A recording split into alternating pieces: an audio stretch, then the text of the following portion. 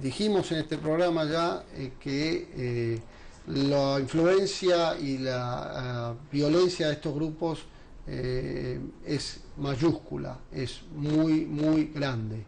Y también dijimos que el Estado se ha mostrado incapaz en poder controlar la violencia, en poder impartir justicia. Entonces, creo que el sistema actualmente en vigencia no ha podido dar resultados y necesita de una reforma.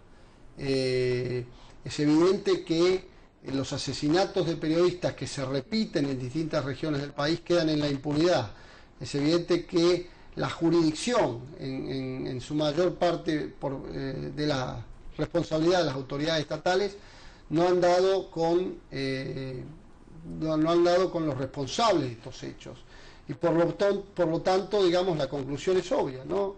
Se requiere reformar el sistema, se requiere una intervención mucho más importante del gobierno federal, porque finalmente se trata de una crisis que afecta a todo el país, una crisis de gran magnitud a nivel nacional, que requiere una respuesta tan enérgica como decisiva por parte del gobierno del presidente Calderón. Vamos a hacer una nueva pausa a comerciales y cuando regresemos, la Ley de Seguridad Nacional es la propuesta del gobierno de Felipe Calderón para detener la violencia. ¿Va a ser efectiva o va a recrudecer la violencia? Ya continuamos. Estamos en la noche. Darío Ramírez, director para México y Centroamérica de la ONG Internacional Artículo 19. Quiero preguntarle nuevamente por el caso del poeta Javier Sicilia, un escritor que fue víctima de la muerte de su hijo Juan Francisco, cuando también un grupo de narcotraficantes lo secuestró, lo asfixió y lo asesinó en compañía de otras 6 personas, pues se ha convertido como en la cara, en la voz de todas las víctimas de la violencia en México, y hoy fue al castillo de Chapultepec, se ha reunido junto con los congresistas mexicanos para pedirle en particular que no apruebe la ley de seguridad, que los parlamentarios no aprueben esta ley, porque según él este proyecto que pretende regular el empleo de las Fuerzas Armadas en labores de seguridad pública, lo único que va a hacer es recrudecer la violencia en el país. ¿Es esto cierto y por qué el temor de las personas a una medida como esta, que es la que propone Felipe Calderón? Me parece importante el trabajo que está haciendo Javier Sicilia de aglutinar a un grupo de víctimas, no porque sean más importantes que otros, pero sí porque tiene la capacidad de generar un mensaje mucho más profundo, mucho más elaborado que muchas otras víctimas. Me parece que desde que empezó Sicilia con las marchas al norte del país, a Ciudad Juárez, ha generado una conciencia nacional sobre la perspectiva o las causas y los resultados que ha tenido esta política pública en materia de seguridad en la cual se embarcó el presidente Calderón.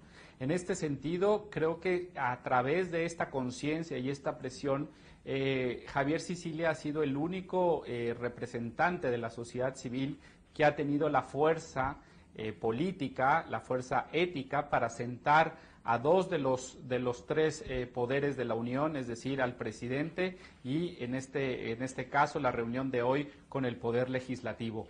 Me parece que es clara la indolencia de la clase política hacia las víctimas y la Ley de Seguridad Nacional, como lo mencionó hoy otro de los participantes, Emilio Álvarez y Casa, es una ley de seguridad que lo que promueve es más una cultura bélica en términos de qué atribuciones se le dan a las Fuerzas Armadas, pero no tiene los elementos necesarios, los filtros necesarios para hacer una ley que dote de elementos democráticos al accionar de las Fuerzas Armadas en nuestro país. Sin duda, el haber sacado al ejército de sus cuarteles sin un marco regulatorio también ha sido una de las cosas que se le ha criticado al presidente Calderón, pero en este caso la ley dista mucho de ser una ley que proteja evidentemente el Estado mexicano, pero que al mismo tiempo también regule el accionar de las Fuerzas Armadas y ponga dentro del centro de la ley una cultura de seguridad humana de la población mexicana. Vuelvo a Nueva York con Carlos Lauría para hacerle una última pregunta.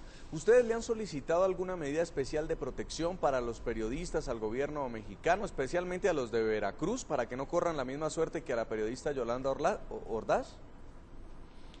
Bueno, obviamente ellos tienen la responsabilidad de impartir justicia y deben garantizar la seguridad en Veracruz y dar con los responsables, digamos. Si el procurador Escobar fue tan veloz en determinar que la periodista supuestamente tenía vínculos con el crimen organizado, digamos, debería poder asumir la misma responsabilidad con los otros casos, ¿verdad? Y llegar al fondo de esto.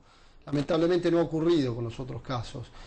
Sí, como decía anteriormente, nos hemos reunido con el gobierno federal, con el presidente Calderón, con el Procurador General de la República, con legisladores, y hemos reclamado en distintas oportunidades la federalización de los crímenes contra periodistas, la puesta en marcha de un mecanismo